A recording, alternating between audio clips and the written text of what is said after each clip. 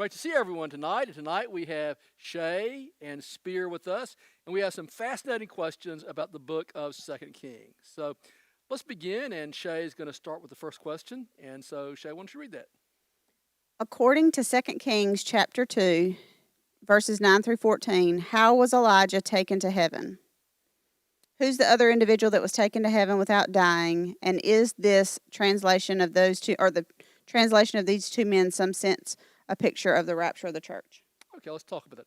Why don't we begin by reading this passage of Scripture and 2 Kings chapter 2, verses 9 through 14, that describes Elijah being taken to heaven. And Spear, if you would read that. Sure. When they had crossed over, Elijah said to Elisha, "Ask what I shall do for you before I am taken from you." And Elisha said, "Please let a double portion of your spirit be upon me." He said, "You have asked a hard thing. Nevertheless, if you see me when I am taken from you, it shall be so for you. But if not, it shall not be so." And they were going along and talking. Behold, there appeared a chariot of fire and horses of fire, which separated the two of them. And Elijah went up by a whirlwind to heaven. Elisha saw it and cried out, my father, the chariots of Israel and its horsemen." And he saw Elijah no more. Then he took hold of his own clothes and tore them in two pieces. He also took up the mantle of Elijah that fell from him and returned and stood by the bank of the Jordan. He took the mantle of Elijah that fell from him and struck the waters and said, "Where is the Lord, the God of Elijah?" And when he had also struck the waters, they were divided here and there, and Elisha crossed over. Okay, so Elijah's taken up, his mantle falls. Elisha picks it up. In frustration, he cries out, "Where is God, the God of Israel?" He strikes the water, and all of a sudden, the water parts. So remember his request to give me a double portion of your spirit. Does it seem like that request is being answered? Yes. Yes. I mean, you take Elijah's mantle, you take a prophet's mantle, hit the water, all of a sudden the water divides. You're going, whoa, okay. Yeah, there's really something to this now. And we know there is. Okay. So how is Elijah taken up to heaven? Yeah, these chariots of fire, he's taken up to heaven. And who is the other individual in the Bible that does not die but is just taken up into heaven? Enoch. Enoch. Remember, Enoch lived 365 years, and what it says in the book of Genesis is, Enoch walked with God, and he was not, for God took him. So Enoch and Elijah are the two men who never died. They left this world without dying. Now, the question is this the fact that these two guys are taken up and they don't die, they just go to heaven without dying, is this in some sense a picture of the rapture of the church, would you think? What do you think, Shay? Yes. And what do you think, Spear? I think yes. And the answer is yes. yeah, it is. It is actually this is probably a type, a picture of the rapture of the church. And so these two men are kind of, in some sense, first fruits of the rapture. They walk with God. God took them. And so, yeah, that is a picture. But these two guys are Elijah and Enoch. They never, ever die. And the other thing that jumps out here is that Elisha asked for the double portion of Elijah's spirit, and he got it. So it's kind of fascinating to think about that. And so really, you do have this precursor of rapture in the Old Testament. Any other questions or thoughts on that? About all the miracles and the fascinating things Elijah did to ask for a double portion of that is, like you said, a big thing. Yeah, and they are, because Elijah does even more. Elisha does even more. Get the words right. So it's really these two guys have a very interesting ministry. Another thing that's interesting as a side note is that there are four major areas in the Bible where you have miracles occurring, because we kind of think, okay, there's miracles all through the Bible. There is, okay, but you have four areas that. See if we can guess these four areas. This is one part of the question. There's four times. The first of these is the creation, early in the book of Genesis. First 11 chapters of Genesis in particular.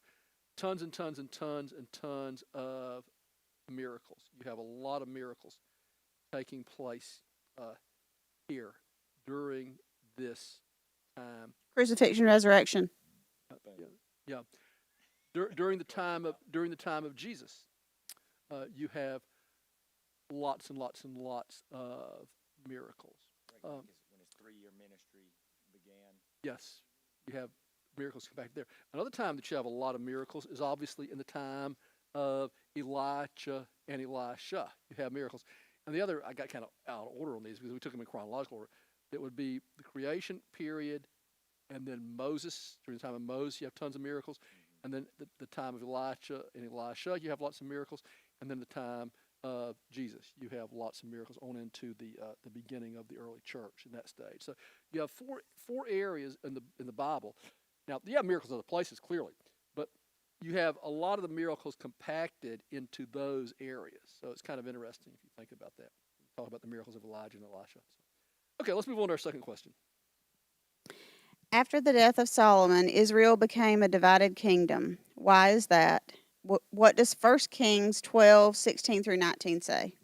Okay, so why does Israel become a divided kingdom? Let's talk about that. Let's talk about the division of the kingdom. But let's first read the passage of Scripture in 1 Kings, and we're going back to 1 Kings here. I'm talking about 2 Kings. 1 Kings 12:16 through 19. Okay. When all Israel saw that the king did not listen to them, the people answered the king, saying, "What portion do we have in David? We have no inheritance in the son of Jesse. To your tents, O Israel. Now look after your own house, David." So Israel departed to their tents. But as for the sons of Israel who lived in the cities of Judah, Rehoboam reigned over them. Then King Rehoboam sent Adoram, who was over the forced labor, and all Israel stoned him to death. And King Rehoboam made haste to mount his chariot to flee to Jerusalem. So Israel had been in rebellion against the house of David to this day. Okay, so after Solomon dies, the kingdom becomes divided, and the question is why. Now, Spear just read kind of how that came to an end, but so let's remember this. Did Solomon have some major building projects?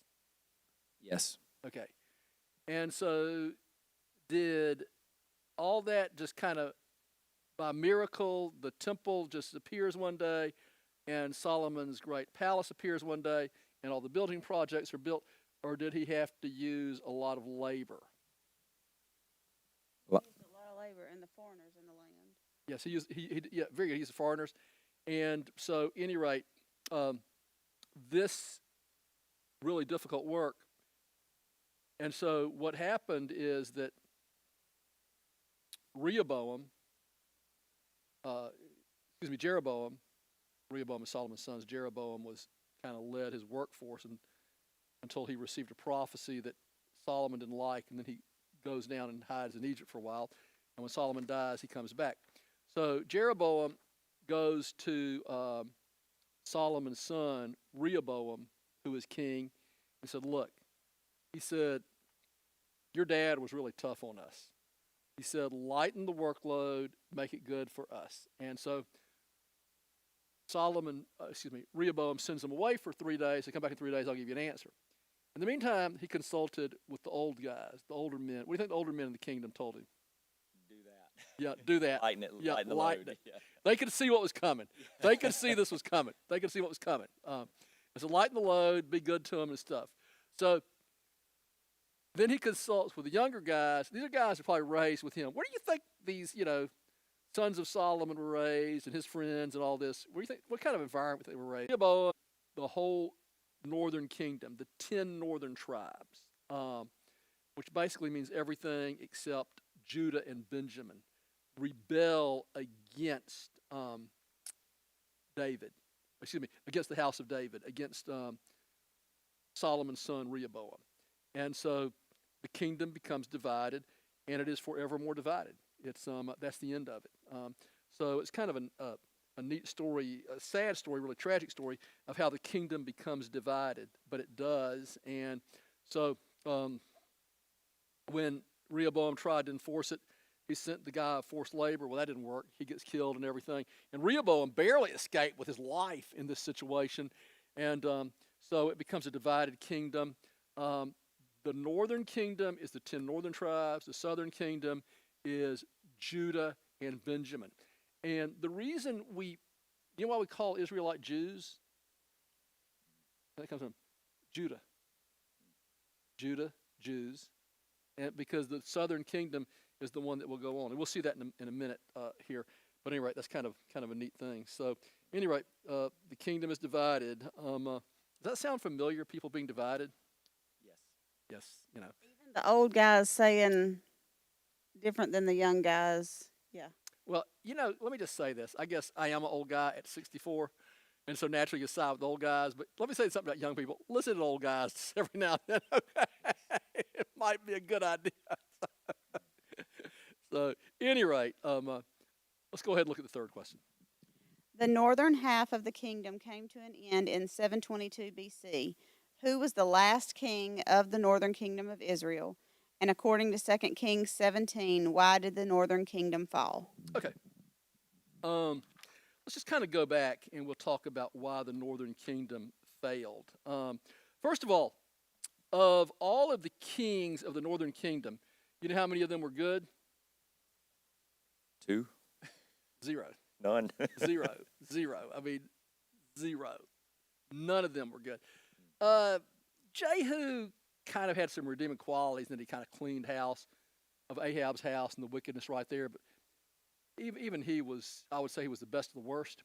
But, and I would, you know, honestly, if I had to say, I'd say, yeah, I'd give him, you know, okay, halfway decent grade. But yeah, most scholars say none of them were good, and I would have to agree with that. But at least of the bad ones, Jehu was the best of the bad. So, yeah, it's you know, a little bit, you know, you don't be the worst of the worst, do you? I mean, No, you don't. So anyway,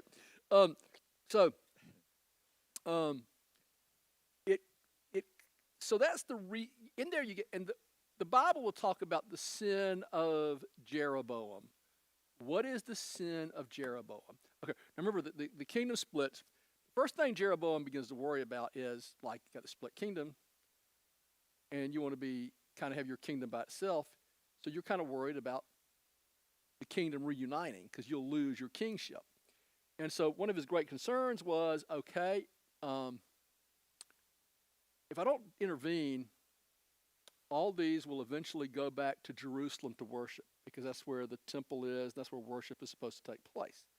So how does Jeroboam decide to keep the Israelites from going back to Jerusalem to worship? You set up what? Is that when he set up like the altar on their side of the Jordan? Yes. He has the 2 golden calves.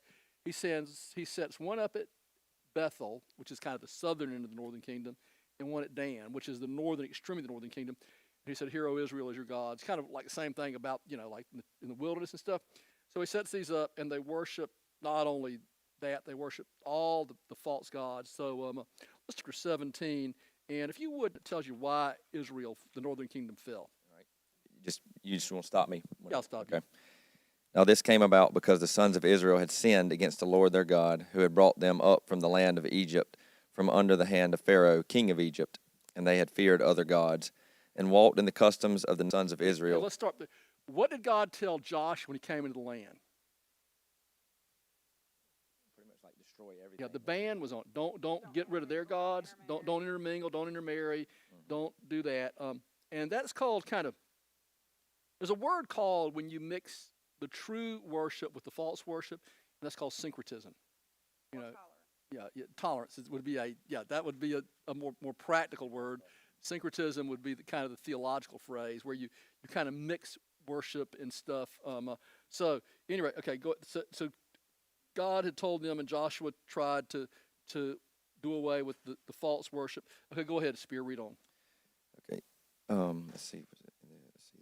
Driven out before the sons of Israel, and in the customs of the kings of Israel, which they had introduced, the sons of Israel did things secretly which were not right against the Lord their God. Moreover, they built for themselves high places in all their towns, from watchtower to. Goes back to these false gods, and then go on to verse 11. What does it say? And there they burned incense on all the high places, as the nations did, which the Lord had carried away to exile before them, and they did evil things, provoking the Lord. And so anyway, you're going on. This is why they fell, basically because of idolatry. And they did not repent of idolatry. And so because of that, God brought the northern kingdom to an end. And a little question there. Who was the last king of the northern kingdom?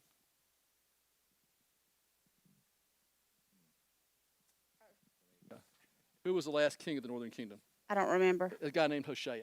He was they become real irrelevant towards the end. But Hoshea is the last one, the last king of the northern kingdom. And so, remember, what happened to the northern kingdom was the northern kingdom comes to an end in 722 BC. And so the Assyrians come in with this massive army, and they take them all away.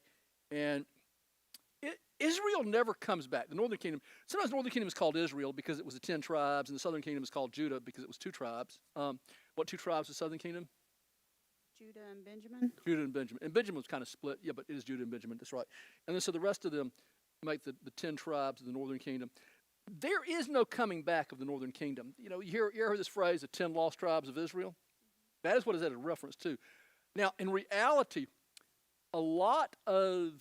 when this happened, a lot of the Jews north went south for a couple of reasons. Number one, some of them want to be right with God and didn't want to suffer judgment. Number two is when the Assyrians were coming, no matter how far, how right or wrong you are, a lot of them said there's no way we can match Assyria. And so they said our only hope is to head south. And naturally they would wind up in Jerusalem because that was the most fortified of all the cities, Jerusalem. And so anyway, that's kind of what happens. And so that's the end of the northern kingdom. And it never really comes back. But you do find some of them in the book of Chronicles where you have the actual chronicling of them. You'll see a lot of the northern kingdom because, again, they came south. And Jerusalem was actually expanded during this time, during the time of Hezekiah. He added another district to it, and they fortified the walls because they knew that the Assyrians were coming. So, but anyway, that's the story of the northern and southern kingdom. Unless you guys have any more comments or questions. Okay, well, let's look at the fourth question. About 20 years after the northern kingdom fell, Jerusalem was sieged by the Assyrian leader Sennacherib. Why did Sennacherib never defeat Jerusalem? And how did Isaiah the prophet rebuke Sennacherib in 2 Kings 19:20 through 28? Fascinating story here. And so Sennacherib goes south to Judah. He does not defeat Jerusalem. What's the reason why? Let's just kind of set the stage. About 15, 20 miles, maybe a little more than 20 miles, west of Jerusalem is the city of Lachish. Lachish is a large fortified, not as large as Jerusalem, but it is probably the largest fortified city in the southern kingdom.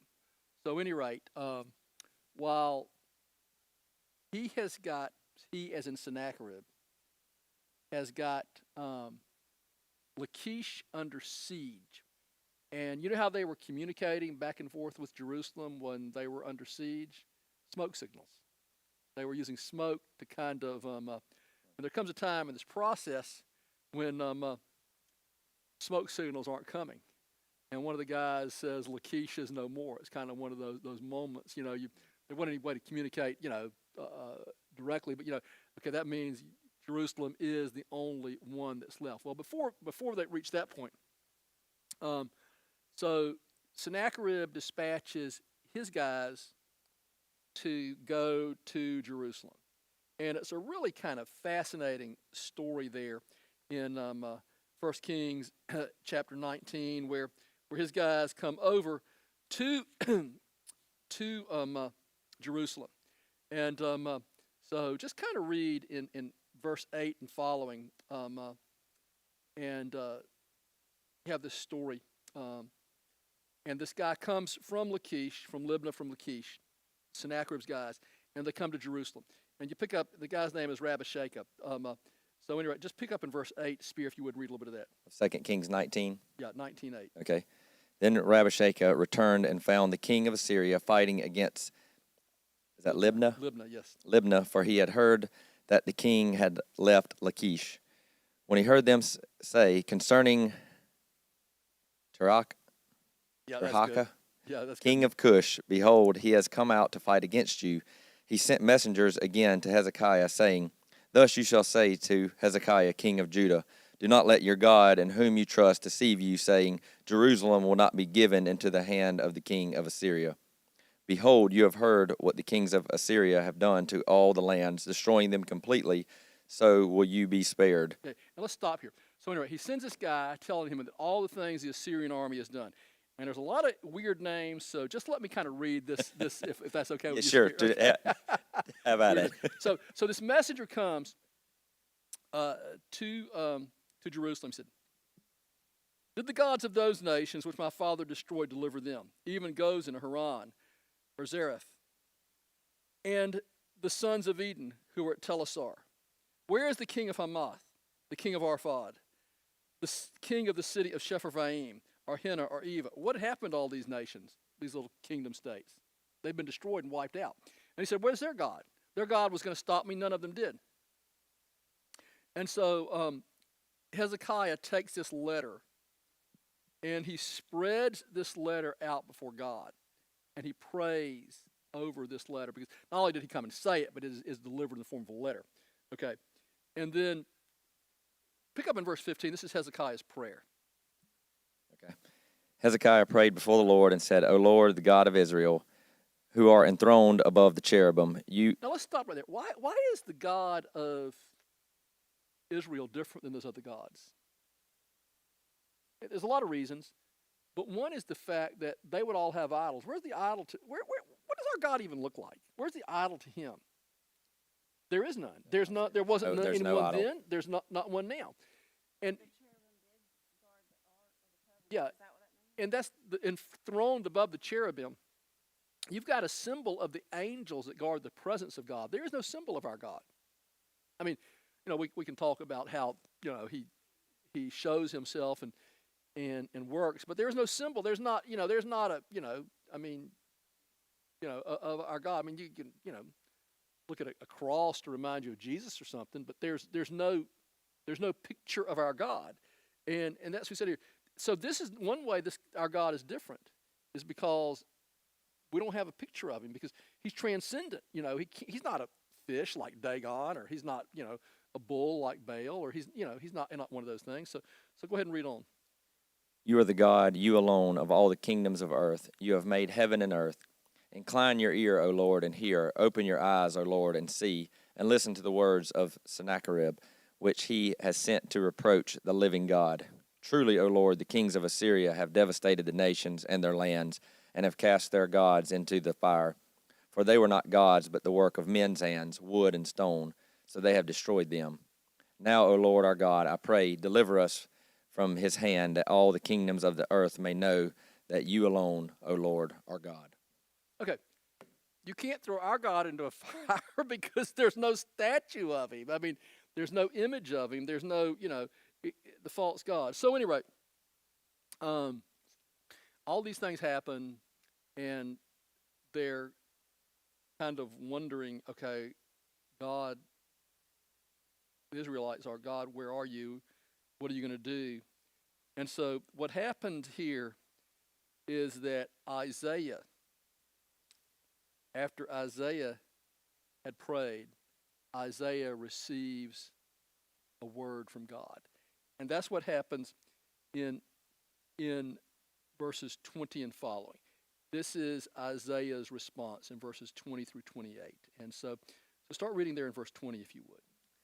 Then Isaiah the son of Amoz sent to Hezekiah, saying, Thus says the Lord, the God of Israel, because you have prayed to me about Sennacherib, king of Assyria, I have heard you.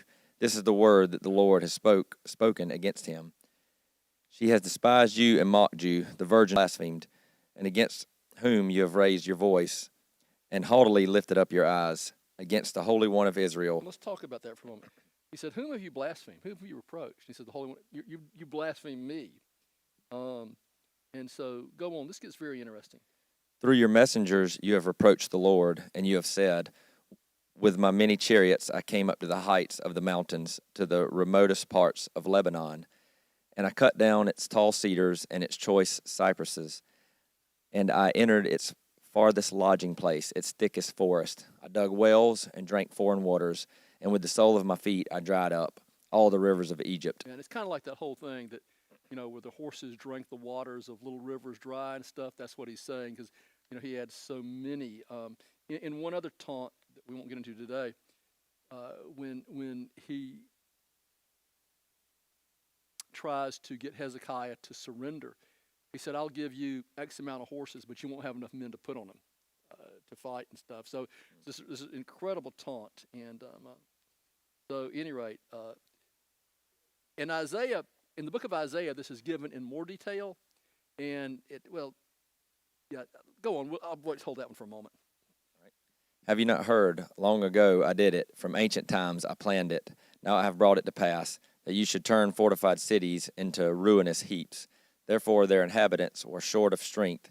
They were dismayed and put to shame. They were as the vegetation of the field, and as the green herb, as grass on the housetops is scorched before it is grown up. And the reason he said, I planned it, what he's saying there is, you think it's your power? I created you. I made you. I brought you forth for judgment on these nations, even to the southern kingdom, even to the northern kingdom. Take them. I brought you. He also, in Isaiah, says, and this is not recorded right here, in the book of Isaiah it's recorded, he says, God says, I've listened to you for a while, run your mouth, now you got my attention. I mean, it's kind of one of those really intimidating things. Version of this, I went and read this part, the prayer in the Message, and that's basically what it says.